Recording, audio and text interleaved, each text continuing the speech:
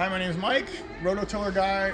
We're at a big box store, and I just wanted to show you the variety of things. So all of these are the timer, this is the timer, this is actually a battery operated timer here. So there's a variety of different timers. This is just a very, very low end timer.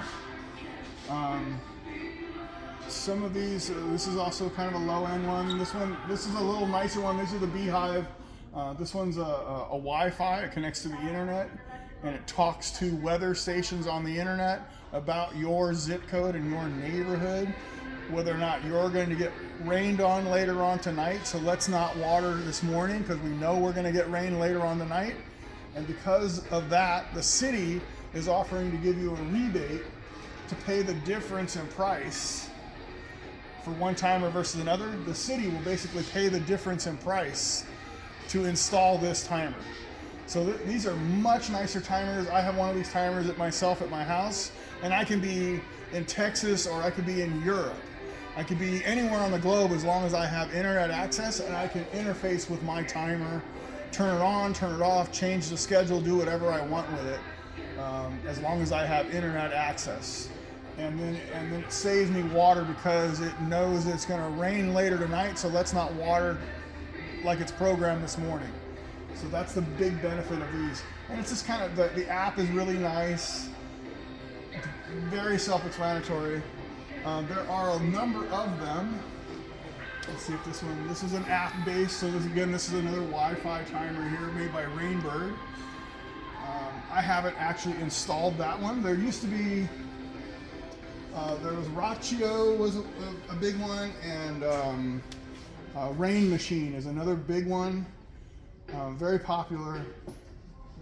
There are benefits to, for instance, the Rachio one, there's no interface where you can walk up to the unit. You have to use the app. And the downside of that is your gardener, you know, let's say he's doing 100 yards. Well, his app is not going to interface with 100 different timers. The app won't allow you to interface, for instance, with your neighbor's timer. So your gardener cannot walk up to the unit and turn on a zone. He has to rely on you with the app to turn things on and off. Maybe you want him to rely on you. Maybe, I don't know.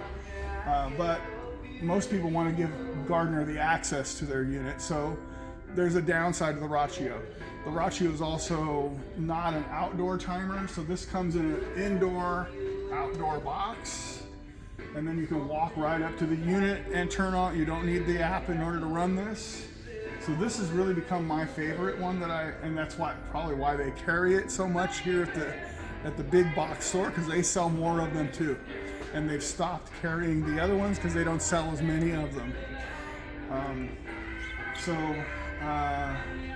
Now, what does a timer do? It's basically an alarm clock. It turns on the music to wake you up in the morning. Well, instead of turning on the music, it sends a pulse of electricity to the valve. So this is a valve. So all it's doing is sending electricity to an electromagnet. So here's the valve. This is the electromagnet. It's called a solenoid. So via these two wires, it gets a 24-volt pulse of electricity, and it electrifies this magnet, and it lifts a rod inside and turns the water on. When the timer says, okay, we're done, no more electricity, the rod drops, turns the water off. So not a major, really not a lot of magic going on there either. Now there's a wire that goes from the valve to the timer, wherever the timer is sitting.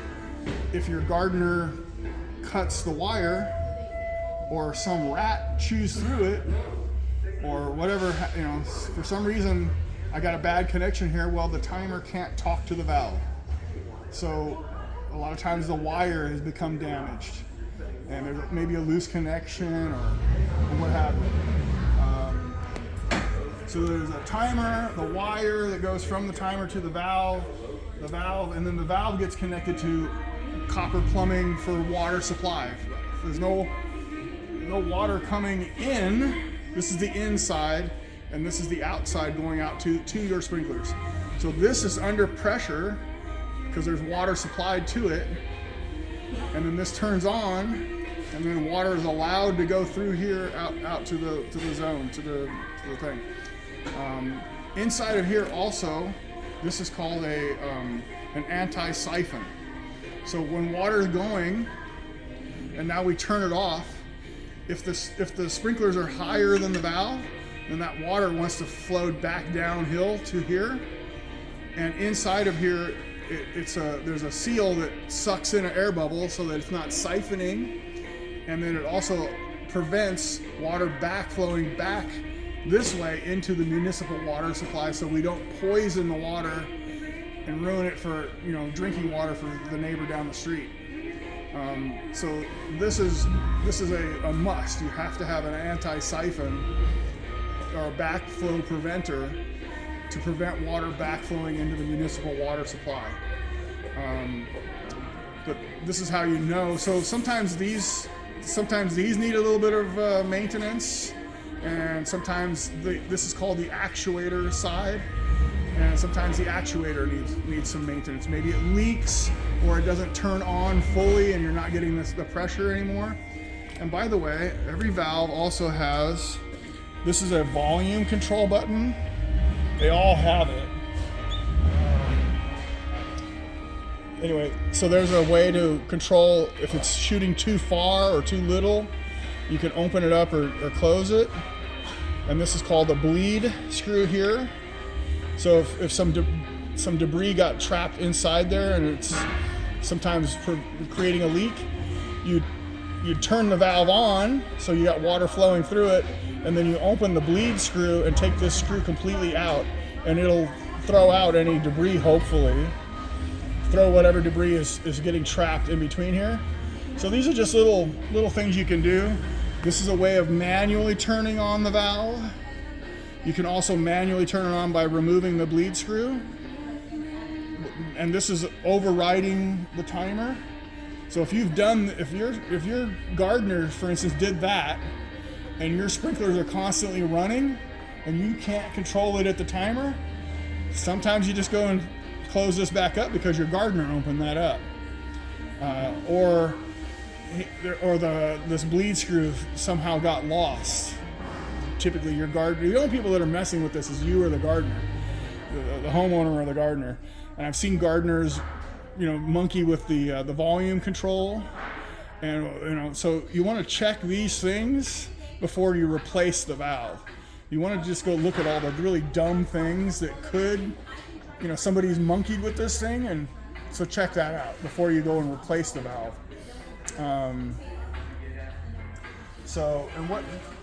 what happens a lot, the two most common things that we're hired to replace are valves and timers.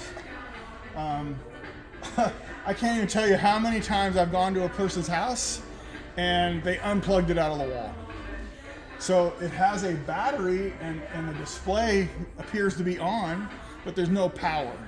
So the battery isn't producing 24 volts of electricity to open the valve up. Well, or let's say somebody blew a breaker. Again, it's going to appear it's plugged in. Now it's plugged in, but there's no electricity because the breaker's been popped.